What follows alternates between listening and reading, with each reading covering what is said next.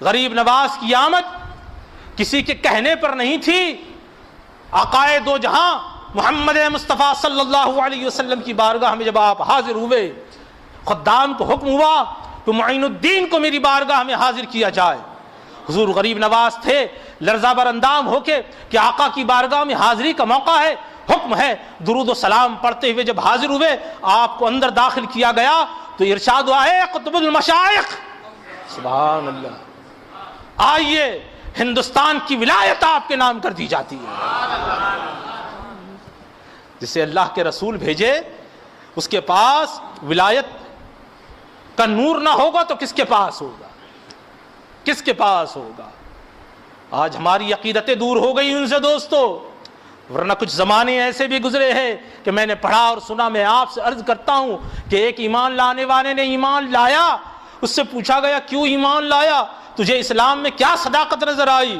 تو جواب دیا کہ جس مذہب کے ماننے والے غوث و خواجہ ہو وہ مذہب جھوٹا نہیں ہو سکتا. ایک کا نام محی الدین ہے، دین کو زندہ کرنے والا، اور دوسرے کا نام معین الدین ہے، دین کی مدد کرنے والا. معمولی بات ہے دوستو، کوئی نہیں ہو سکتا، کچھ نہیں ہو سکتا، سمجھے آپ، کچھ نہیں ہو سکتا بغیر ان کی راہوں کو اپنائے ہوئے. اور وہ ہمیں تقویت دیتے ہیں، وہ ہمیں طاقت دیتے ہیں، ان سے ہمیں روحانی فیض پہنچتا ہے، روحانی فیض ان سے ہمیں آپ کو پہنچتا اور پہنچتا رہے گا. لوگ گھبراتے حکومتوں کے بدلنے سے، جب تک خواجہ کا گنبد سلامت ہے مسلمان اس سرزمین پر کلمہ حق بلند کرتا رہے گا.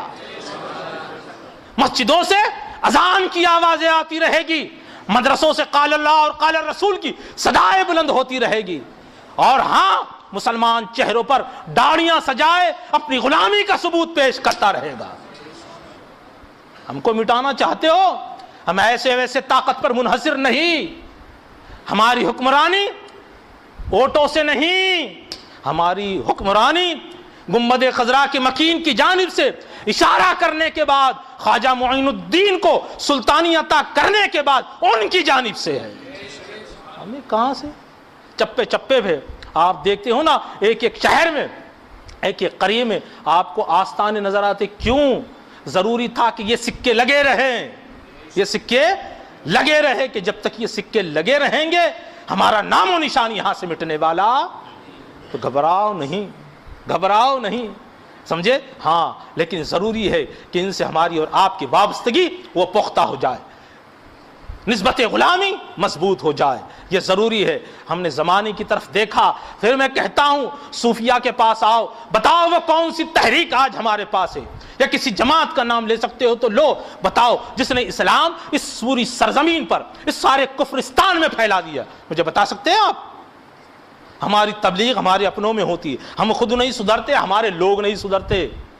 وہ تبلیغ کا کون سا انداز تھا اور کیسا انداز تھا کہ بتاتے ہیں تاریخ میں کہیں یہ لکھا ہے کہ غریب نواز آئے تو چند نفوس قدسیہ آپ کے ساتھ تھے، لیکن اس جہاں سے جب آپ تشریف لے گئے تو 90 لاکھ لوگوں نے اسلام قبول کر لیا تھا.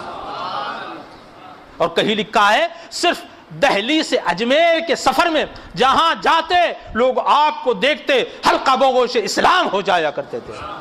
وہ کون سی طاقت تھی؟ ہاں، وہ بولتے اسلام بولا کرتا تھا، وہ چلتے اسلام کی رونقیں پھیل جایا کرتی تھی، وہ دیتے اسلام کی خیرات بانٹ دیا کرتے تھے، وہ جہاں دیکھا کرتے تھے اللہ رب العزت کے نور کو عام کر دیا کرتے تھے. یہی ان میں فرق تھا، ہم میں ان میں. ہمارے کردار میں اسلام بولتا ہے کیا؟ وہی رخ اور وہی روش ہمیں اور آپ کو اپنانی ہوں گی دوستو. اگر اپنا لیا تو پھر اسلام کا بول بالا پھر ویسے کہ ویسے ہو جائے گا، ویسے کہ ویسے ہو جائے گا.